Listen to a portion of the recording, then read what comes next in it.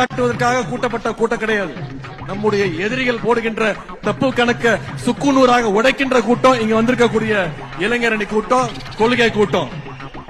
பொதுவா இளைஞர்கள் அதிகமா கூடுனா அவங்களை கட்டுப்படுத்த முடியாது, கட்டுப்பாடு இருக்காது அப்படின்ற ஒரு பிம்பம் இப்ப வந்திருக்கு.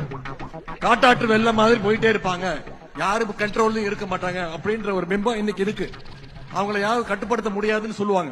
ஆனா நம்முடைய கழக இளைஞரணியினர் அப்படி கிடையாது.